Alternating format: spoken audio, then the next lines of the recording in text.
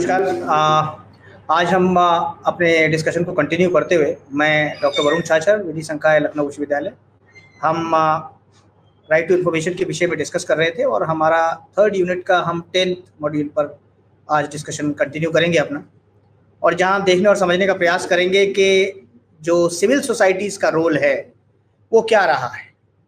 क्योंकि आरटीआई अपने आप में एक कंसेप्चुअली बड़ा इम्पोर्टेंट स्टैट्यूटरी इंटेंट है। उसका जो डायमेंशनल एप्टीट्यूड है, मतलब उसकी जो एक प्रासंगिकता है, वो अपने आप में बड़ी महत्वपूर्ण हो जाती है। क्योंकि जैसे हमने देखा आरटीआई एक लंबे डिस्कशन में आपके साथ, तो हमने देखा कि किस तरह आरटीआई डेवलप हुई है with in a passage of time. उन सारे विषयों को साथ में लेकर जहां हमने देखा कि किस तरह हम जब धारा 6 के अंतर्गत एक आरटीआई फाइल करते हैं तो हम देखते हैं कि जो भी प्रश्न पूछे गए हैं वह सब प्रश्न अपने आप में कितने प्रासंगिक और कितने व्यवहारिक हैं। व्यवहारिक से मेरा आशय ये है कि क्या उनसे किसी सिविल सोसाइटी के किसी विषय का, किसी उद्देश्य का सरोकार है या नहीं। तो यहाँ उस परिप्रेक्ष्य में जब हम धारा 6, धारा 7 जो सब हम डिस्कस कर चुके हैं, और साथ में जब हम एक सिस्टम को देखते हैं और हम देखते हैं कि केंद्रीय सूचना आयोग और राज्य सूचना आयोग जब इसमें अपना रोल निभा रहे हैं और एक बेहतर सिस्टम डेवलप हो रहा है जहां सूचना प्रौद्योगिकी के माध्यम से भी बहुत सारे विषयों में जो सूचनाएं हैं वो प्रदान की जा रही हैं।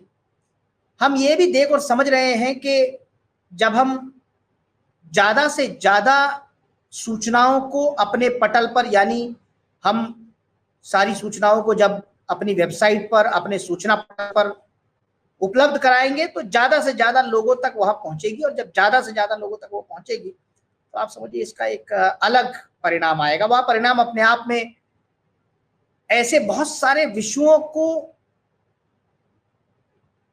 एक तरीके से सॉल्व करेगा जो विषय आम जनसाधारण के लिए बहुत महत्वपूर्ण है। वह जानना चाहते हैं किस तरह किसी फाइल पर डिसीजन हुआ है और उसमें जो समय देरी लग रही है उसको हम कैसे सुधार सकते हैं। इसके लिए समय समय पर ये समय डिस्कशन आपके साथ लास्ट अपने जो डिस्कशन है उसमें कर चुका हूं, और उसमें मैंने आपके समक्ष ये बात रखी कि कैसे केंद्रीय सूचना आयोग और राज्य सूचना आयोग और साथ में कैसे जो हमारा सुमोटो डिस्क्लोजर है, जिसे हम प्रकटीकरण कहते हैं, स्वतः प्रकटीकरण, उस स्वतः प्रकटीकरण के माध्यम से कितनी सूचनाएं हम आम जनसाधारण तक पहुंचा देते हैं और उसके बाद कितना जो आरटीआई का जो लोड है वो कितना कम हो जाता है। अब इसी विषय को आगे बढ़ाते हुए हम देखने और समझने का प्रयास करेंगे कि जो सिविल सोसाइटीज हैं उनका क्या रोल है, जो सूचना का अधिकार है उसके विषय में।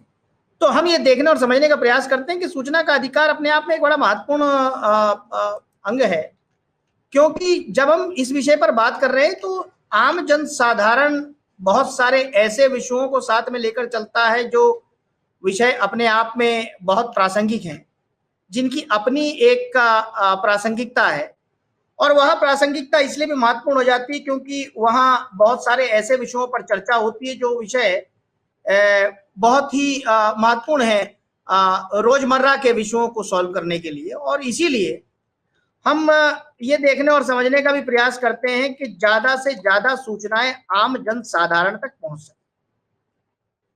तो सिविल सोसाइटी का रोल इसके अंदर इसलिए महत्वपूर्ण हो जाता है जिससे कि जब सिविल सोसाइटी को ये जानकारी पता लगती है कि क्या क्या विषय हैं, तो उन सब विषयों को सूचना के अधिकार अधिनियम के माध्यम से आम जनसाधारण तक कैसे पहुंचाया जा सकता है, इस पर एक चर्चा और इस पर एक विषय आम जनसाधारण के विषय में आता है। क्योंकि ट्रांसपेरेंसी एक बड़ा विषय है, ज्यादा से ज्यादा लोगों तक कैसे सूचना का अधिकार और उसके उद्देश्य को पहुंचाया जा सके, क्योंकि ये तो अपने आप में गुड गवर्नेंस का एक इनिशिएटिव है, और क्योंकि गुड गवर्नेंस का अपने आप में एक इनिशिएटिव है और लोकतंत्र के विषय में यह कहा जाता है कि जब यदि आपको लोकतंत्र को मजबूत बनाना है तो आम जनसाधारण के हाथ में आपको वो वो तलवार देनी पड़ेगी, वो सूचना के अधिकार अधिनियम के अंतर्गत आने वाली जो एक मौलिक जो अवधारणा है वो आपको वहां तक पहुंचानी पड़ेगी। और जैसे ही आप उस मौलिक अवधारणा को वहां तक पहुंचाते हैं तो ज्यादा से ज्यादा आम जनसाधारण तक इसका एक इम्पैक्ट आता है। तो यहां यह भी बड़ा महत्वपूर्ण हो जाता है कि इन सब विषयों को जब भी हम ज्यादा से ज्यादा लोगों तक पहुंचाने का प्रयास करते हैं तो वो कौन सी परेशानियां हैं जो हमारे सामने, क्योंकि यहां ये भी समझना बहुत आवश्यक है कि जब भी सूचना का अधिकार अधिनियम के अंतर्गत हम ज्यादा से ज्यादा लोगों तक पहुंचने का प्रयास करते हैं तो बहुत सारी समस्याएं देखने में आती हैं, और वो समस्याएं कभी कभी कई ऐसे विषयों को भी हमारे समक्ष लाती हैं जो अपने आप में कई और विषयों को जन्म देते हैं जो आम जनसाधारण के लिए बहुत मुश्किल हो जाते हैं समझने के लिए। और इसीलिए जब भी लोकतंत्र को मजबूत करना है और करप्शन को हमें उखाड़ फेंकना है तो हमें देखना होगा कि जो सिविल सोसाइटी है उसको हमें साथ लेकर चलना पड़ेगा। और इसीलिए जब सूचना का अधिकार अधिनियम आगे बढ़ा तो हमने ये देखा कि एक सिविल सोसाइटी जो कि एक सिस्टम का पार्ट है और डेमोक्रेसी जिसको हम लोकतंत्र कहते हैं उसका एक अभिन्न अंग है, तो हम ये देखते हैं कि जब भी हम मानवाधिकारों के विषय में बात करते हैं और ज्यादा से ज्यादा लोगों तक पहुंचाने का प्रयास करते हैं मानवाधिकारों को, तो जो सिविल सोसाइटी है उसका रोल बड़ा महत्वपूर्ण हो जाता है। वो इसलिए भी महत्वपूर्ण हो जाता है क्योंकि जितनी भी जो गवर्नमेंट की पॉलिसीज हैं वो समय समय पर एक ट्रस्ट और एक म्यूचुअल जो रेस्पेक्ट है, जो आम जनसाधारण तक पहुंचने वाला जो एक बेस है, जो एक महत्वपूर्ण अभिन्न अंग है हमारी सूचना के अधिकार अधिनियम के अंतर्गत, जो उद्देश्य है उसकी उद्देशिका है जिससे ये कानून आया है, जिससे आम जनसाधारण के मन में एक विश्वास जगा है कि ज्यादा से ज्यादा सूचनाएं वह पा सकते हैं। तो यदि हमने सिविल सोसाइटी को इससे बाहर रखा तो बहुत सारी समस्याएं आने वाले समय में हमारे समक्ष आ सकती, जिसमें सबसे बड़ी समस्या करप्शन हमारे समक्ष आई, जो पूरी दुनिया एक तरीके से इस विषय से लड़ रही है। और इस विषय से लड़ते हुए तो हमें अपना एक मूल मंत्र है जो हमें अपनी स्वदेशी मूवमेंट से मिला है, एक मूल मंत्र जो महात्मा गांधी जी ने हमें दिया है। वह मूल मंत्र के यदि हम सब मिलकर एक साथ चलेंगे तो हम उन सभी बुराइयों को खत्म कर सकते हैं जिससे समय समय पर मानव को लड़ना है। और इसीलिए जब हम चिपको आंदोलन देखते हैं तो हम देखते हैं कि आम जनसाधारण की जो भूमिका है, जो आम जनसाधारण की जो इच्छाएं और अपेक्षाएं, जो आम जनसाधारण की जो योजनाओं से के साथ जुड़ने की जो एक व्यवस्था है, वो बड़ी महत्वपूर्ण है। हम देखते हैं कई सारे ऐसे आंदोलन देखते हैं जिन आंदोलनों में आम जनसाधारण के विश्वास से ही ज्यादा से ज्यादा लोगों तक वो सुविधाएं पहुंच पाई हैं जिन सुविधाओं के लिए कानून व्यवस्था और एक कानून के साथ चलने की जो एक अवधारणा है वह बनती है। तो हमने देखा चिपको आंदोलन, जब महिलाएं पेड़ से चिपक गई, उन्होंने कहा पेड़ नहीं काटना है, पर्यावरण को बचाना है, एक हरित जो क्रांति है, जो एक मूवमेंट है, उसकी तरफ हम जा रहे थे। हमने 70 के दशक में ये डेवलपमेंट देखा, 80 के दशक में हमने देखा कि जंगल बचाओ आंदोलन अपने आप में एक बड़ा महत्वपूर्ण विषय था, जिसमें हम जो जल जीवन और जंगल है उसको बचाने का प्रयास कर रहे। तो हमने एक चीज और बड़ी महत्वपूर्ण तरीके से देखी कि 19वीं शताब्दी में 1990 के लगभग मजदूर किसान शक्ति संगठन ने एक लड़ाई लड़ी, एक बड़ी मूवमेंट शुरू की, जिससे सूचना का अधिकार अधिनियम 2005 आया। अब यहां यह भी बड़ा महत्वपूर्ण विषय है कि जब हम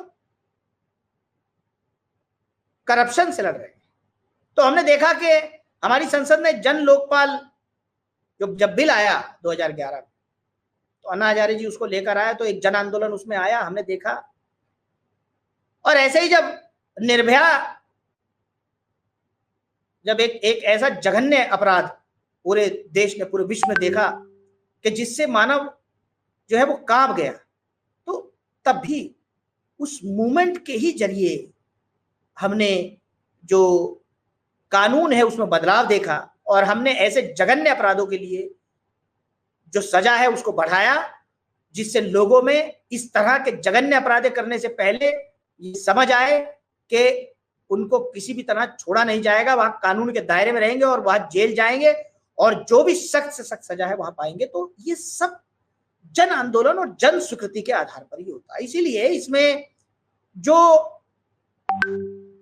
सिविल सोसाइटी, जो आम नागरिक है, उसके जुड़ाव से ही कुछ ऐसे मूवमेंट्स डेवलप होते हैं जिनसे डेवलपमेंट आता है, जिससे समाज में परिवर्तन आता है। इसीलिए यहां जो सिविल सोसाइटी है उसका रोल बड़ा महत्वपूर्ण है। इसी विषय में जब हम थोड़ा सा और आगे बढ़ते हैं तो हम देखते हैं कि 19वीं शताब्दी में ही जब हम लगभग 80-90 के दशक में एक डेवलपमेंटल फेज की तरफ बढ़ रहे थे, तो हमने देखा कि कई तरह की पंचायत डेवलप हो रही, जिसमें हम कास्ट पंचायत भी कहते हैं, विलेज पंचायत कह रहे हैं। कई सारी हमने ट्रेड एसोसिएशंस देखी। हमने देखा कि समय समय पर लोग जुड़ रहे हैं और आम जनसाधारण उन सब विषयों पर चर्चा कर रहा है जो विषय कहीं ना कहीं उनके जीवन को चेंज करता है, जो उनके जीवन को अफेक्ट करता है। और क्योंकि जब हम बात कर रहे हैं लोकतंत्र की, तो लोकतंत्र में आम जनसाधारण की जो भागीदारी है वो अपने आप में बड़ी महत्वपूर्ण हो जाती है। और इसीलिए यह समझना भी बड़ा महत्वपूर्ण है कि यदि हमने अपनी सिविल सोसाइटी, यदि हमने उनको जागरूक नहीं किया, यदि हमने उन्हें सशक्त नहीं किया, तो हम एक स्वस्थ लोकतंत्र को नहीं बना पाएंगे। तो इसीलिए यह समझना बहुत आवश्यक है कि जो सूचना का अधिकार अधिनियम है, यह आम जनसाधारण को काफी हद तक उन सभी विषयों को समझने में ये सहायक है। वहां बताने का प्रयास कर रहा है कि क्या वो विषय हैं जिन विषयों के अंतर्गत हम आम जनसाधारण को साथ लेकर चल सकते हैं, वो क्या विषय हैं जिनको हम आम जनसाधारण के साथ लेकर चल सकते हैं। यहां यह बहुत महत्वपूर्ण हो जाता है कि भारत एक शक्तिशाली देश है और वहां कई आंदोलन चले हैं, वहां का अपना एक इतिहास है, अपनी एक परंपरा है, और वहां परंपरा अपने आप में और महत्वपूर्ण हो जाती है जब हम लोकतांत्रिक सिद्धांतों को पूर्णतः समझने का प्रयास करते हैं, उनका निर्वहन करने का प्रयास करते हैं। और यह भी हम जानते हैं कि लोकतंत्र के लिए एक जागरूक नागरिक और सूचना की पारदर्शिता बहुत आवश्यक होती है। और इसके लिए यह भी बहुत समझना आवश्यक है कि ऐसे कई विषय हो सकते हैं जहां संसदीय लोक प्रणाली के अंतर्गत या संसदीय लोकतंत्र के अंतर्गत कई ऐसे विषयों को चिन्हित किया जाए जिनसे कानून व्यवस्था को सुधारा जा सके। हालांकि संघर्ष लंबा और कठिन है, फिर भी जन आंदोलन सूचना का अधिकार पर कानून बनाने वालों के लिए बहुत ही सफल विषय रहा है। क्योंकि देखिए, नागरिक समाज एक दूसरे से जुड़े हुए हैं, उसकी उत्पत्ति प्राचीन काल में हुई है। अतः हम जब सिविल सोसाइटी की बात करते हैं तो रोमन शब्द जो है सोसाइटस सिविलस, ये एक मूल शब्द था जिसका पर्याय एक अच्छा समाज था। एक जर्मन दार्शनिक हेगल थे जिन्होंने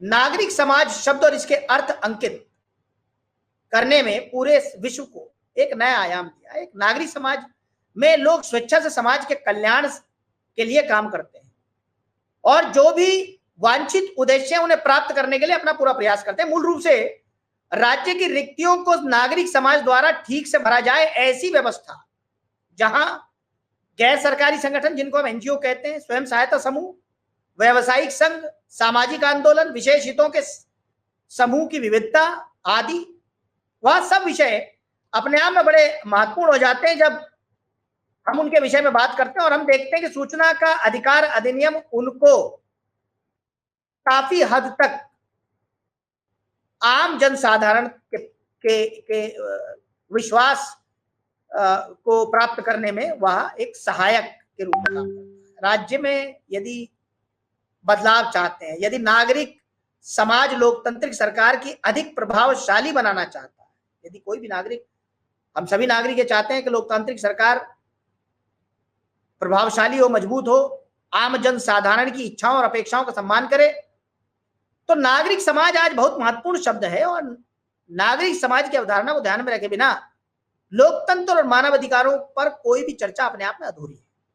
तो एक लोकतंत्र को मजबूत नागरिक समाज की आवश्यकता होती है, ताकि यह सुनिश्चित किया जा सके कि सरकार के सभी अंग संविधान के मानकों के भीतर काम करते हैं।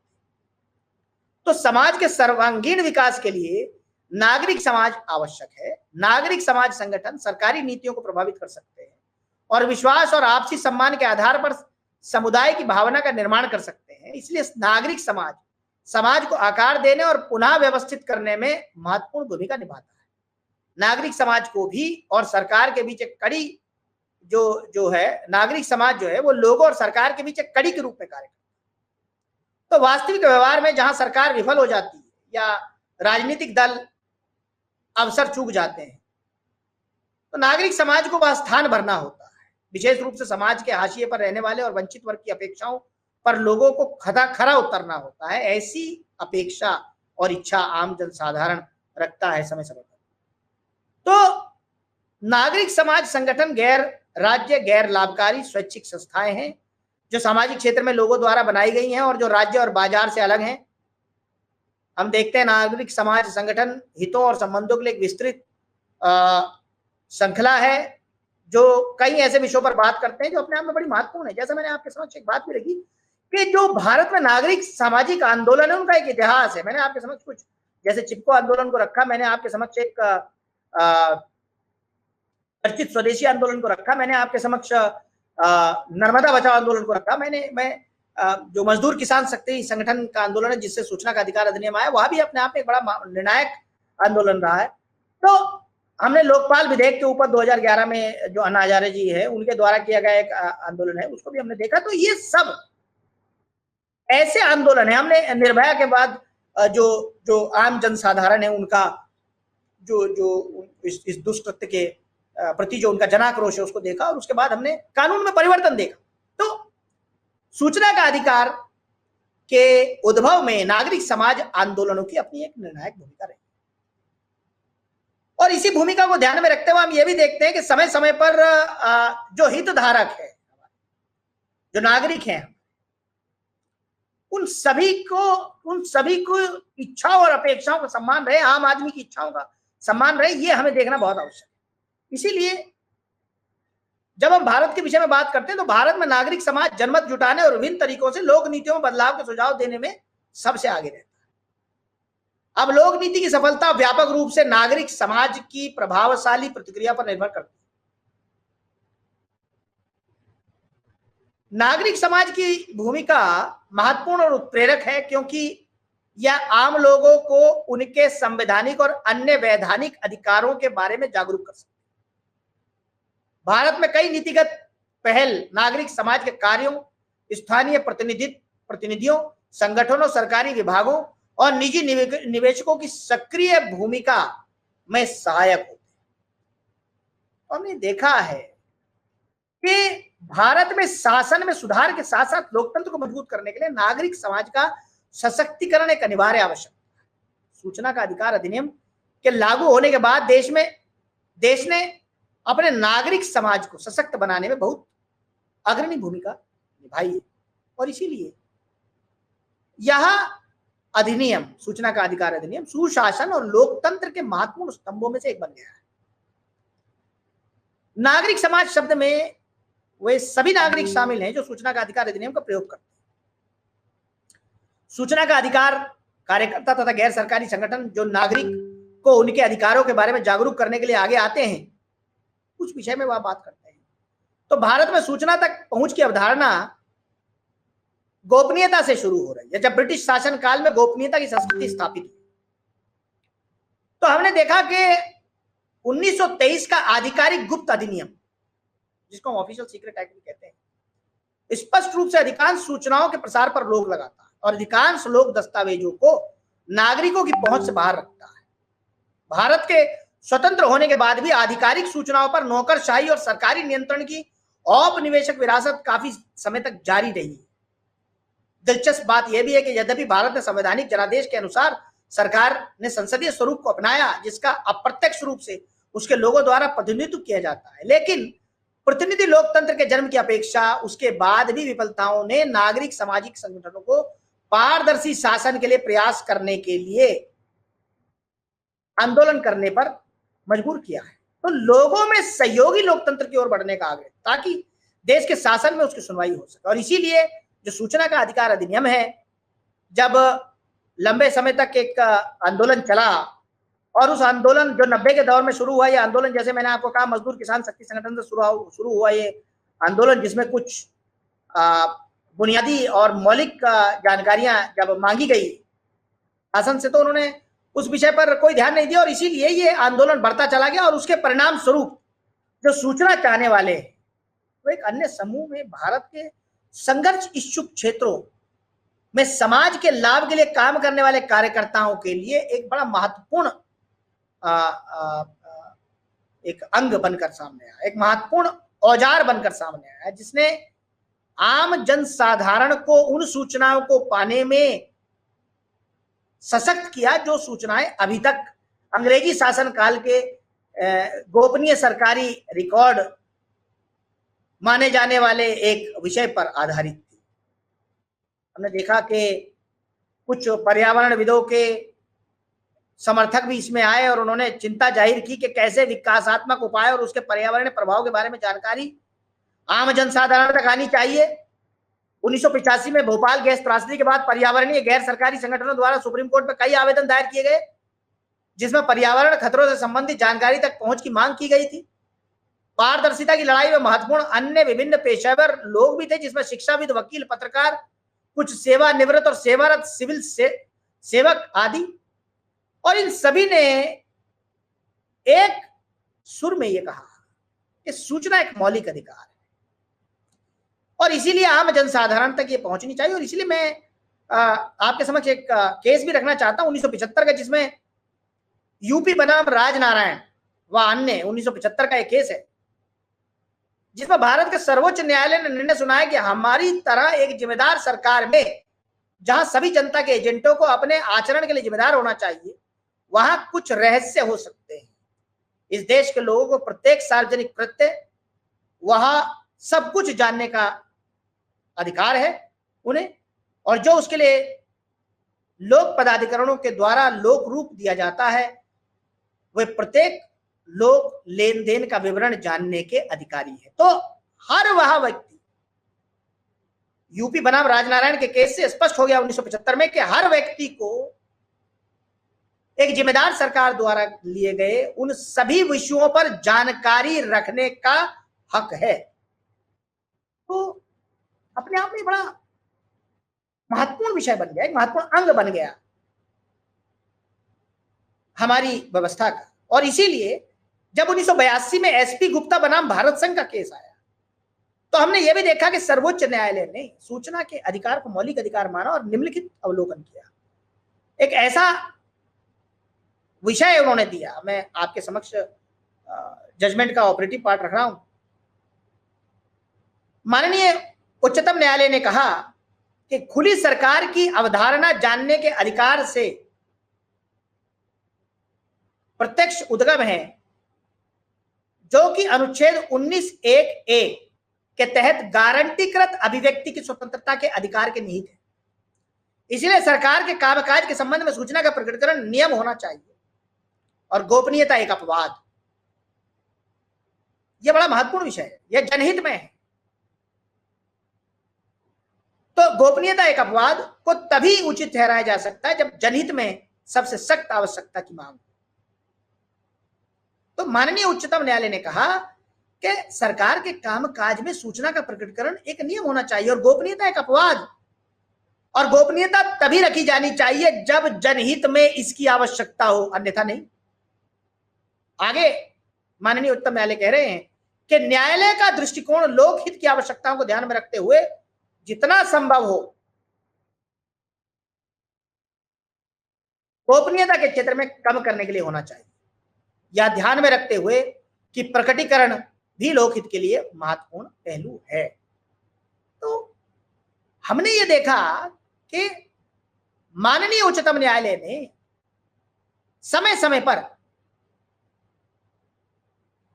यह स्पष्ट किया कि सूचना का अधिकार एक मौलिक अधिकार है। जैसे बेनेट एंड कॉलमन के केस में भी सुप्रीम कोर्ट ने स्पष्ट किया 1973 में कि सूचना का अधिकार अनुच्छेद 19(1)(a) का अभिन्न अंग है। भारत के सर्वोच्च न्यायालय द्वारा बार बार मान्यता के बावजूद इस सूचना का अधिकार लोकतंत्र की अवधारणा के लिए अवधारणा से बहने वाला एक प्राकृतिक अधिकार है, सरकार द्वारा इस अधिकार को एक उपयुक्त कानून के माध्यम से संस्थागत बनाने के लिए बहुत कम प्रयास किए गए थे उस समय। और सूचना का अधिकार अपने आप में ग्रामीण भारत की उन इच्छाओं और अपेक्षाओं को पूरा करने के लिए एक बड़ा जमीनी स्तर का एक महत्वपूर्ण कानून बनने जा रहा है। जब किसान मजदूर शक्ति संगठन के नेतृत्व में विभिन्न जन आंदोलनों के उदय ने सूचना के अधिकार के इसका एक संस्थागतकरण किया और उसकी दिशा में एक ठोस प्रयास किए, तो हमने देखा कि पूरे देश ने एक पारदर्शी कानून के लिए एक बहुत बड़ा जन आंदोलन किया और गोपनीयता अधिनियम 1923 को बदलने की मांग आम जन जन तक पहुंच गई। हमने देखा कि विरोध 105 गांवों से शुरू हो 105 गांवों के समर्थन से शुरू हुआ और पूरे देश में ये हर गांव तक पहुंच गया। और एक हमने देखा कि ऐसे ही इस विरोध ने गति पकड़ी तो राजस्थान के एक छोटे से शहर में हो रही असाधारण घटनाओं को देखते हुए देश भर के लोगों ने इस पर ध्यान आकर्षित किया। एक ब्यावर एक छोटा सा शहर है राजस्थान में, जहां से ये सब मजदूर किसान शक्ति संगठन ने इस विषय को शुरू किया। कुछ पर्यावरण के विषय थे, उन पर शासन का ध्यान नहीं था, तो ब्यावर शहर में पत्रकार, कानूनविद और कलाकार, कई अन्य लोग आए। आने वाले वरिष्ठ पत्रकारों में निखिल चक्रवर्ती, कुलदीप नैयर जी, प्रभाव जोशी जी शामिल थे।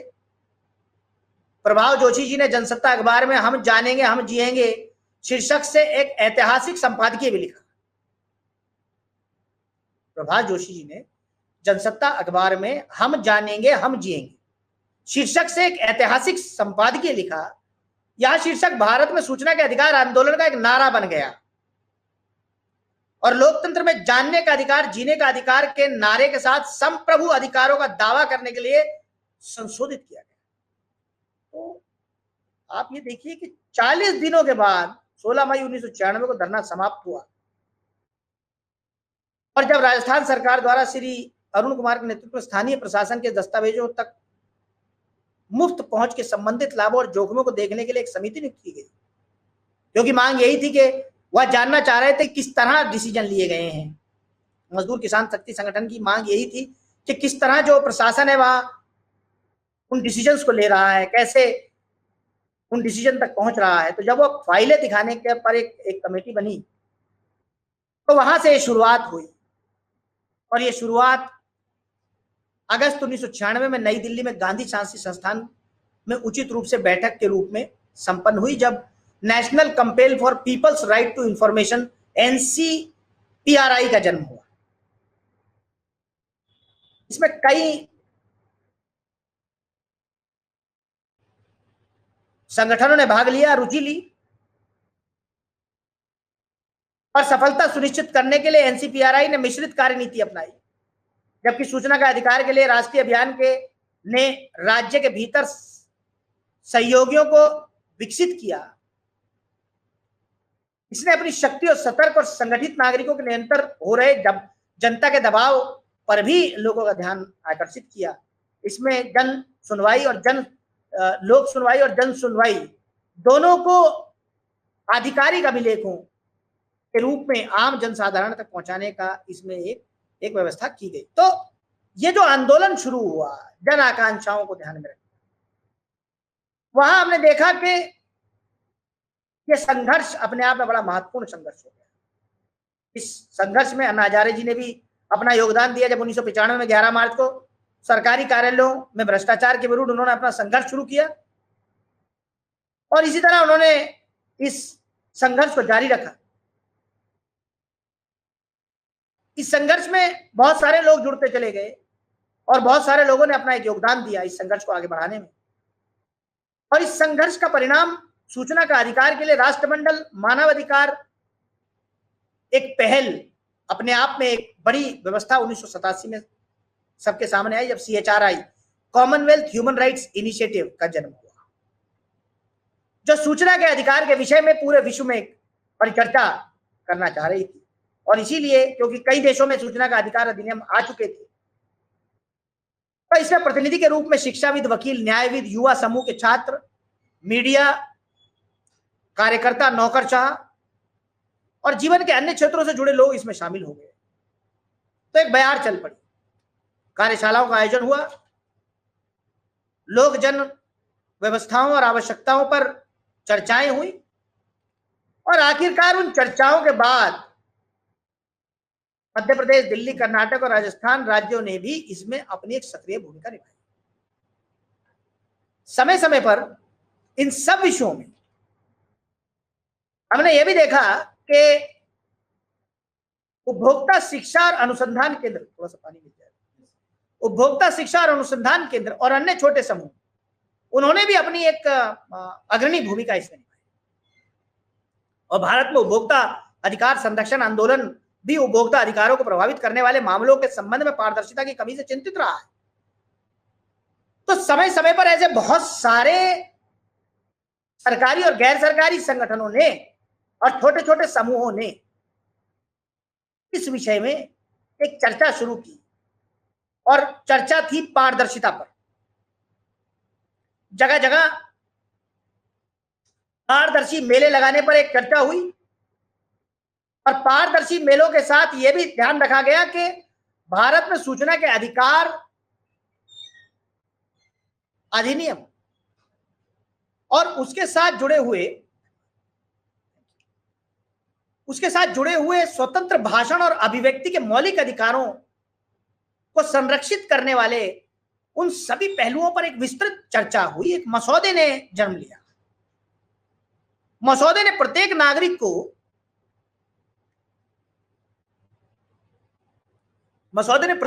को जो किसी भी लोक निकाय से सूचना प्राप्त करने के अधिकार की पुष्टि चाहता था, महत्वपूर्ण रूप से सार्वजनिक निकाय के शब्द में न केवल राज्य जैसा कि संविधान में परिभाषित है, बल्कि सभी निजी स्वामित्व वाले उपक्रम, गैर संवैधानिक प्राधिकरण, कंपनियां, अन्य गैर सरकारी निकायों को भी शामिल करने की एक पहल और एक जन आंदोलन की शुरुआत वहां से होगी। तो आप ये समझिए कि ये इतना महत्वपूर्ण विषय है कि सिर्फ यही नहीं कि इसमें सूचना के अधिकार अधिनियम से जुड़े हुए विषय, बल्कि यहां कौन कौन सा विषय इसमें आएगा और कौन कौन से विषय पर इसमें चर्चा होगी, उन सब विषयों पर एक विस्तृत जो व्यवस्था है उस पर एक चर्चा शुरू हो गई आम जनसाधारण द्वारा। मसौदों पर बात होनी शुरू हो गई। सिर्फ यही नहीं कि सरकारी इसमें संवैधानिक उपक्रम ही इसमें आएंगे, बल्कि गैर संवैधानिक उपक्रम, कंपनियां और सारी गैर सरकारी निकायों को भी इसके दायरे में लाया जाए, ऐसी एक चर्चा शुरू हो गई।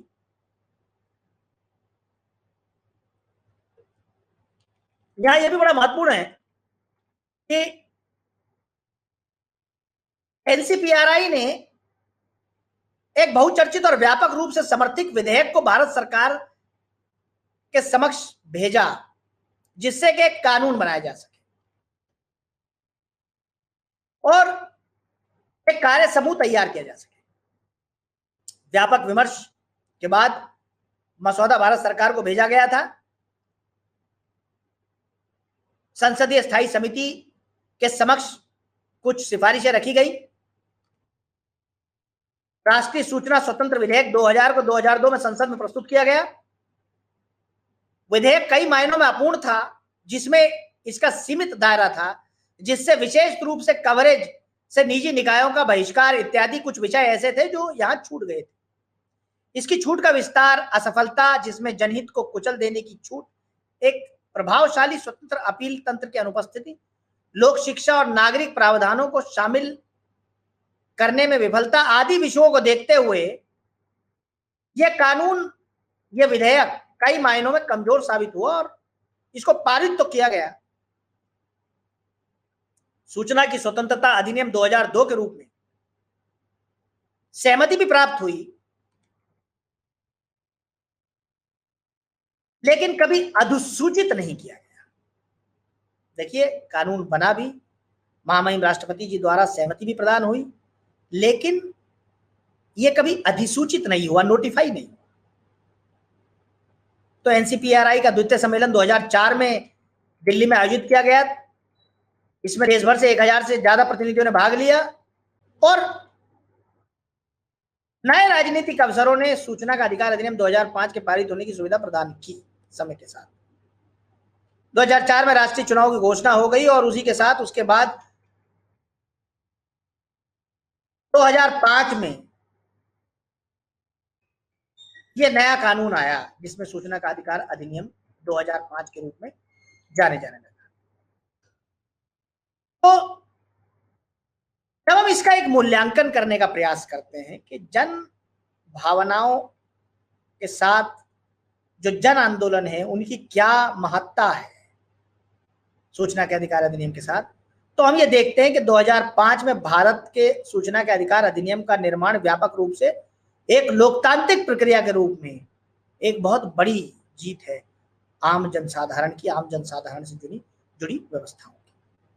न्यूनतम मजदूरी व ऐसे विषय जो पर्यावरण से जुड़े हुए हैं, जिसमें मजदूर किसान शक्ति संगठन द्वारा उठाया गया वो जो विषय, जिस विषय से की वजह से हम कह सकते हैं ये आंदोलन शुरू हुआ और जिसकी वजह से आज हम इस एक्ट को देख रहे हैं, इस अधिनियम को देख रहे हैं। 12 अक्टूबर 2005 को अधिनियमित भारत का पारदर्शिता कानून सूचना का अधिकार लागू होने वाले सबसे शक्तिशाली कानूनों में से एक है। इसकी मान्यता में एक लंबा इतिहास शामिल है। हमने यह भी देखा कि मजदूर किसान शक्ति संगठन के माध्यम से राजस्थान के विभिन्न स्थानों पर जागरूकता पैदा करने वाले कई जन सुनवाई आयोजनों से शुरू होने वाला यह आंदोलन 2005 में आखिरकार केंद्रीय कानून के रूप में सामने आया। हालांकि जमीनी स्तर पर आंदोलनों से शुरू हुआ एक प्रभावशाली सूचना का अधिकार तंत्र जब भारतवर्ष में आया तो इसने आम जनसाधारण को एक नई सुनवाई का मौका दिया, एक जन सुनवाई का मौका दिया। तो औपचारिक रूप से कानून आने के बाद जो जन सुनवाई है वो आसान हो गई और उस जन सुनवाई का सबसे बड़ा जो उदाहरण हमारे सामने है वो ये है कि 10 रुपए में आप सूचना मांग सकते हैं किसी भी सरकारी उपक्रम से, बल्कि कई गैर सरकारी उपक्रमों से भी जो सूचना के अधिकार अधिनियम के अंतर्गत आते हैं, जिसमें एनजीओज भी शामिल हैं। समय समय पर इंटरप्रिटेशन के द्वारा कई और इंस्टीट्यूशंस को इसके दायरे में लाया गया है। और इसी विषय में जब हम इकाई 11 की तरफ मुड़ते हैं, आगे आते हैं, जो भाग 4 का पार्ट है, तो हम देखते हैं कि शासन के लिए सूचना के अधिकार का क्या महत्व है, क्योंकि ये बड़ा ही महत्वपूर्ण विषय बन जाता है कि हम जब सूचना का अधिकार अधिनियम हमने देखा तो हमने देखा कि उसका उद्देश्य अपने आप में बड़ा महत्वपूर्ण है, जिससे आम जनसाधारण की जो इच्छाएं और अपेक्षाएं उन्हें पूरा किया जा सके। तो हम देखते हैं कि उसकी जो प्रस्तावना है वो आम जनसाधारण तक पारदर्शी प्रशासन और शासन के मार्ग को प्रशस्त करती है। तो सूचना का अधिकार शासन सुधार कार्यावली जो एजेंडा है उसके अंतर्गत आने वाला एक बड़ा महत्वपूर्ण व्यवहारिक कानून है। इसने पारदर्शिता को बढ़ाते हुए देश में एक ऐसी सुशासन की व्यवस्था मजबूत की जिससे आम व्यक्ति, आम नागरिक भी मौलिक अधिकार के रूप में, कानूनी अधिकार के रूप में सुशासन के लिए शासन से उन महत्वपूर्ण जानकारियों को मांग सकता है जो जानकारियां उसके लिए ली गई, जो जानकारियां उसके लिए बनाई गई, जो जानकारियां उसके द्वारा बनाई गई। तो सुशासन सुनिश्चित करने के लिए सूचना का अधिकार अधिनियम एक महत्वपूर्ण कदम था। सुशासन को मुख्य रूप से एक पारदर्शी, कुशल, भ्रष्टाचार मुक्त, लोगों के अनुकूल, जिम्मेदार, लोकतांत्रिक और विकेंद्रीकृत शासन के रूप में परिभाषित भी किया गया है। इसके सरकारी कार्यों में, कामकाज में पारदर्शिता और सार्वजनिक जवाबदेही को बढ़ावा देकर सुशासन सुनिश्चित करना, ऐसी व्यवस्था तक पहुंचना, यह एक विषय अपने आप में एक बड़ा महत्वपूर्ण विषय। और इस यह निर्णय निर्माण और प्रमुख नीतियों के क्रियान्वयन के संबंध में स्पष्टता प्राप्त करने के लिए नागरिकों के अधिकार के लिए स्वीकृति देता है। लोक सेवाओं के प्रभाव को निसंदेह हितधारकों की जांच के माध्यम से बढ़ाया जा सकता है। सूचना का अधिकार एक ऐसी व्यवस्था है जो भ्रष्टाचार और सत्ता के दुरुपयोग और धन की चोरी पर रोक लगाकर सुशासन को बढ़ावा देती है। और वेबसाइटों पर जब सूचना का स्वतः प्रकटीकरण होगा और वार्षिक रिपोर्ट नोटिस बोर्ड सूचना पट पर होंगी तो हम देखेंगे कि पारदर्शिता बढ़ेगी और एक व्यवहारिक व्यवस्था स्थापित करने में सहायता प्राप्त होगी। हम ये भी देखते हैं कि संयुक्त राष्ट्र संगठन, राष्ट्र के राष्ट्रमंडल, यूरोप के परिषदीय और अमेरिकी राज्यों के संगठक जैसे अंतर्राष्ट्रीय निकायों ने भी सूचना की स्वतंत्रता को बढ़ावा देने के लिए दिशा निर्देश व आदर्श कानून बनाए हैं। विश्व बैंक और अंतर्राष्ट्रीय मुद्रा कोष और अन्य धनदाता लगातार प्राप्तकर्ता देशों पर कानून बनाने के लिए दबाव डाल रहे हैं ताकि नागरिकों को पारदर्शिता में वृद्धि और भ्रष्टाचार में कमी महसूस कर सके, सूचना आम जनसाधारण तक पहुंच सके। वास्तव में अंतर्राष्ट्रीय समुदाय ने मौलिक और संवैधानिक अधिकारों के रूप में सूचना के अधिकारों को बढ़ावा देने के लिए एक महत्वपूर्ण भूमिका निभाई और अभ्यास भी किए हैं इस विषय। अब भागीदारी के माध्यम से लोगों के सशक्तिकरण के को यदि कायम रखना है तो अपने आप में यह भी हमें समझना पड़ेगा कि लोकतंत्र में शासन के लिए आवश्यकता है नागरिकों को सूचित निर्णय लेने के लिए आवश्यक जानकारी जो है वो प्राप्त हो। उस उद्देश्य को प्राप्त करने के लिए भारत में सूचना का अधिकार अधिनियम बनाया गया है। इसका मूल रूप से जो उद्देश्य है वो लोगों के साथ महत्वपूर्ण जानकारी को साझा करना है ताकि उन्हें निर्णय लेने की प्रक्रिया में प्रभावशाली ढंग से भाग लेने के लिए सशक्त किया जा सके। सूचना का मुक्त प्रवाह वास्तव में उनमें सरकारी नीतियों और कार्यक्रमों में स्वामित्व की भावना को पैदा करने के लिए एक महत्वपूर्ण उपाय है। यह विकास कार्य सूची और प्रशासन में उनके सूचित सहयोग को भी सुनिश्चित करता है। सूचना का अधिकार व्यवस्था सहभागी लोकतंत्र के संस्थानीकरण की दिशा में एक कदम है। इसने भारत में सभी नागरिकों को सरकार के सभी स्तरों पर शासन की प्रक्रिया में भागीदारी बनाया है। शासन के लोकतंत्रीकरण की ओर यह एक बड़ा महत्वपूर्ण कदम है। सूचना तक पहुंच शासन के लोकतंत्रीकरण के लिए एक मूल आवश्यकता को भी पूरा करती है। यह निजी लाभ के लिए प्रशासनिक अधिकार के दुरुपयोगों को रोकने में भी सहायता करती है और जवाबदेही को बढ़ावा देकर न्याय और निष्पक्षता को बढ़ावा देती है।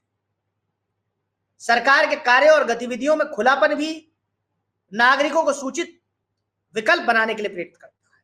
लोकतंत्र केवल शासन करने के लिए प्रतिनिधियों का चुनाव नहीं है बल्कि लोगों के जीवन को प्रभावित करने के लिए मामलों में लोगों के समान भागीदारी को बनाने का भी यह एक बड़ा महत्वपूर्ण विषय है।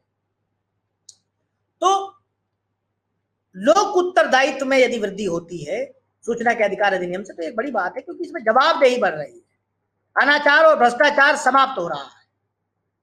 कानून का शासन सुनिश्चित करना एक शासन तंत्र में खुलापन और जवाबदेही की प्रक्रिया अपने आप में एक बड़ा महत्वपूर्ण प्रक्रिया है।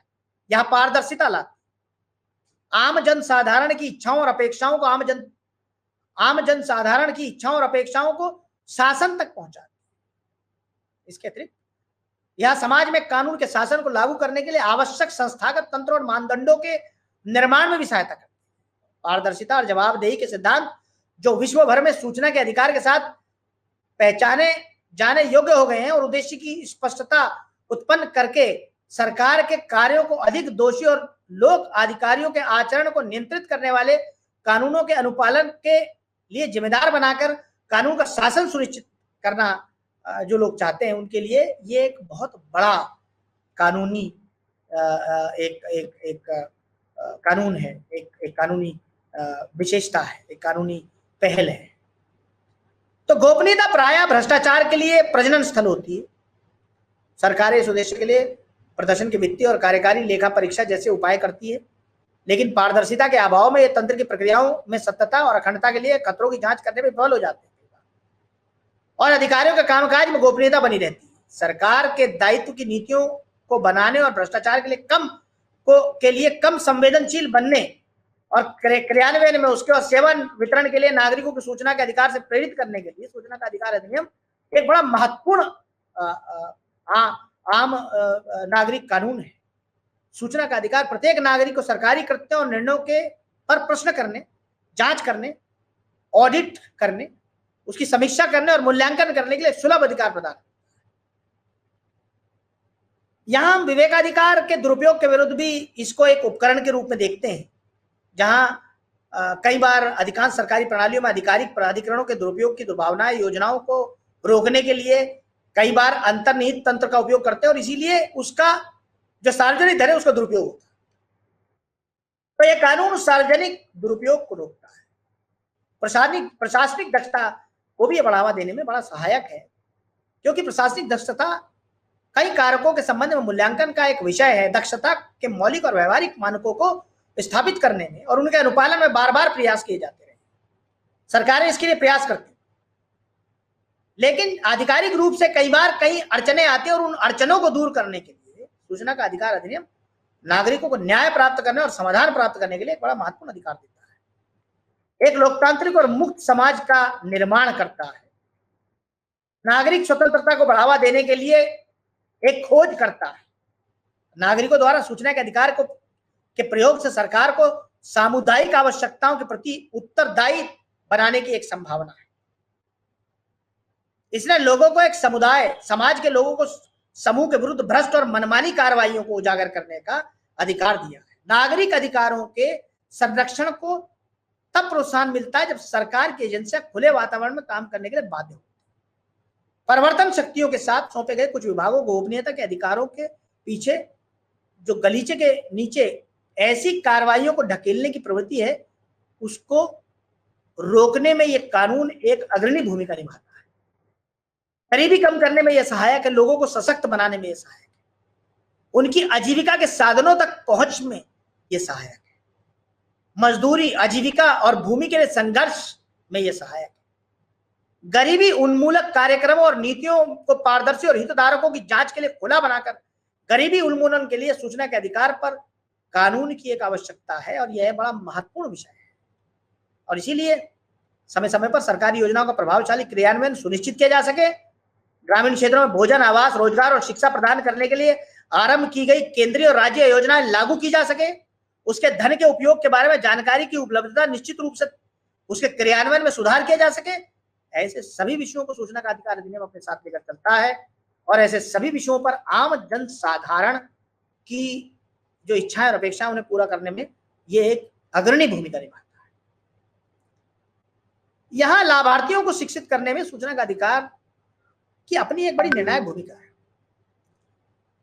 सूचना के अधिकार ने भी विस्तार से साधन के रूप में एक महत्वपूर्ण भूमिका निभाई है। इसके विभिन्न केंद्र प्रायोजित योजना और राज्य कल्याण कार्यक्रम अपने आप में बड़े महत्वपूर्ण हैं। वह एकल जो योजनाएं हैं उनका क्रियान्वयन करते हैं, जानकारियां देते हैं, आम जन साधारण तक ज्यादा से ज्यादा जानकारियों को पहुंचाते हैं, प्रोत्साहित करते हैं जानकारियों को आगे पहुंचाने के लिए। जो प्रवेश है और जो भर्तियां हैं उनमें पारदर्शिता लाने की बात करते हैं। सूचना का अधिकार अधिनियम व्यवस्था लागू होने से पूर्व शिक्षण संस्थानों के साथ साथ तकनीकी और व्यावसायिक कॉलेजों में प्रवेश की प्रक्रियाओं में कई पारदर्शिता, कई जगह ऐसी आई हैं, सूचनाएं आती हैं कि साहब वो पारदर्शिता नहीं है, और कई जगह पसंदीदा उम्मीदवारों को स्वीकार करने के लिए ऐसा भी होता रहा होगा पहले, और होता रहा है जब भी इस तरह की समस्याएं देखने को आती। तो जो सूचना का अधिकार अधिनियम है वह इस तरह की जो मतलब जो पारदर्शिता को रोकने वाले जो विषय उन पर एक लगाम लगाता है, और ऐसे सभी शिक्षण संस्थानों को और व्यावसायिक कॉलेजों को जो प्रवेश की प्रक्रिया है उसे पारदर्शी बनाने के लिए मजबूर करता है। तो प्रशासन में सुधार के लिए सूचना का अधिकार एक बहुत बड़ा उपकरण है। सूचना का अधिकार अधिनियम सरकारी कर्मचारियों पर जिम्मेदारी तय करने के लिए एक तंत्र प्रदान करता है, इसलिए यह शासन को बेहतर बनाने में बहुत सहायक है। और इसीलिए भारत के द्वितीय प्रशासनिक सुधार आयोग ने अपनी रिपोर्ट और सिफारिशों में नौकरशाही, पारदर्शिता और शासन सुधार के बीच सहज संबंध पर विस्तार से प्रकाश डाला है। हमें यह भी सोचने और समझने की आवश्यकता है कि क्योंकि एक मौलिक अधिकार है और संविधान के अनुच्छेद 19(1)(a) के तहत जो स्वतंत्रता और भाषण की अभिव्यक्ति है उसके निहित इसको पढ़ा जाता है। तो यहां यह भी जानना बहुत महत्वपूर्ण हो जाता है कि निर्णय सूचना का अधिकार अधिनियम के अधिनियमित होने और लागू होने तक सजावटी बने रहे, ऐसा ना हो। आम जन साधारण तक वह सारी सूचनाएं पहुंचे जो उनका हक है जानने का। सशक्त मीडिया के लिए प्रभावशाली स्रोत है। मीडिया, समाचार पत्र, रेडियो, टेलीविजन आदि नागरिकों और सरकार के बीच एक कड़ी के रूप में कार्य करती है। तो इसलिए आम जन साधारण तक ज्यादा से ज्यादा सूचनाएं पहुंचे, मीडिया के माध्यम से ज्यादा सूचनाएं पहुंचे, ऐसी व्यवस्था हो, ऐसी पारदर्शी व्यवस्था हो, उस पर कार्य होना बहुत ही आवश्यक है। इससे आम जन साधारण तक सारी जन सूचनाएं पहुंचे।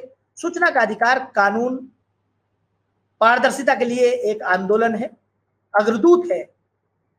सूचना का अधिकार कई कार्यकर्ताओं और नागरिक समूह द्वारा आरंभ किया गया एक बहुत महत्वपूर्ण एक जन आंदोलन है। और जब हम सूचना के अधिकार अधिनियम को समझने का प्रयास करते हैं तो सिर्फ एक शब्द में, और वो है पारदर्शिता। प्रशासनिक कार्यों में यदि सुधार की आवश्यकता है तो पारदर्शी कानून होने चाहिए, पारदर्शी व्यवस्था होनी चाहिए। यदि पारदर्शी व्यवस्था नहीं होगी तो कानून वैसे नहीं आम जनसाधारण तक पहुंच सकता जैसे उसको पहुंचना चाहिए, जैसे कि उसका पहुंचना सुनिश्चित किया गया। इस इकाई में भी चर्चा के आधार पर यह सुरक्षित रूप से एक निष्कर्ष निकाला जा सकता है कि एक मजबूत सूचना का अधिकार व्यवस्था सुशासन के लिए मौलिक शर्त है।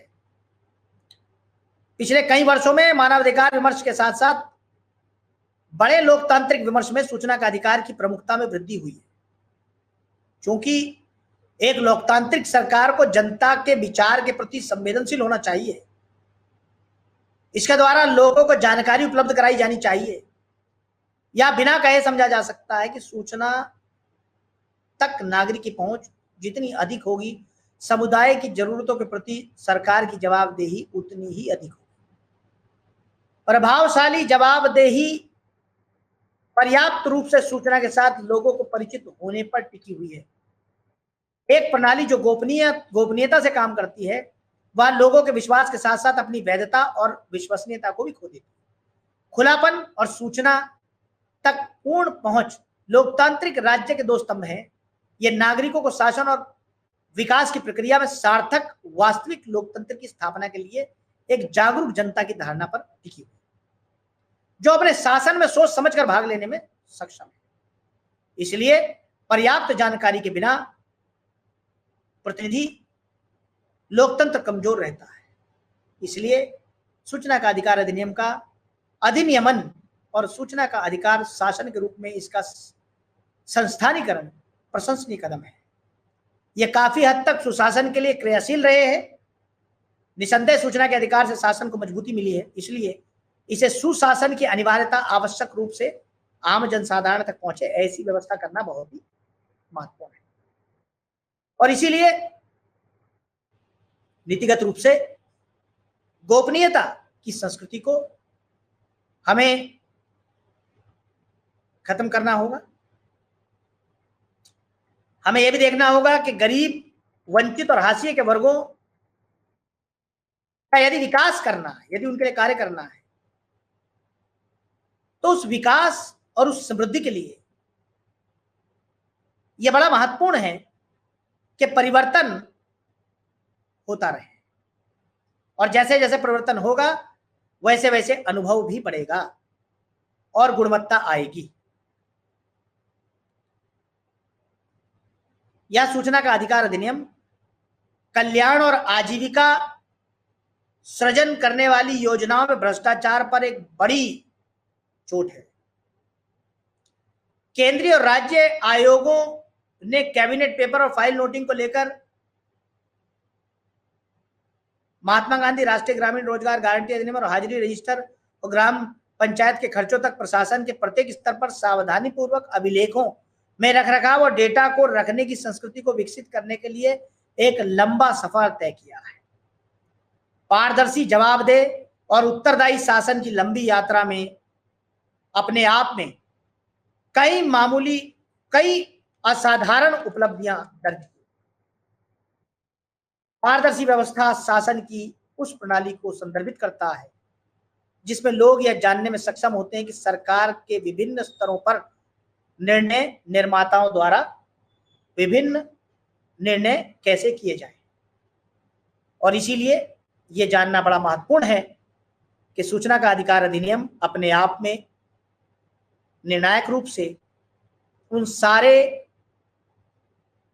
डिस्क्रिशनरी, जो विवेकाधिकार से जुड़े हुए प्रश्न हैं, उन पर कहीं ना कहीं एक प्रश्न चिन्ह लगाता है। और इसीलिए सरकार के विभिन्न स्तरों पर यह प्रशासकों का दायित्व है कि वह आम जनसाधारण तक भागीदारी, जो लोकतंत्र की भागीदारी है, उसको बढ़ाएं और कानून के नियम का पालन करें। ऐसी व्यवस्था सूचना के अधिकार अधिनियम के अंतर्गत है। अगली क्लास में हम इसको और आगे बढ़ाएंगे। आप सभी को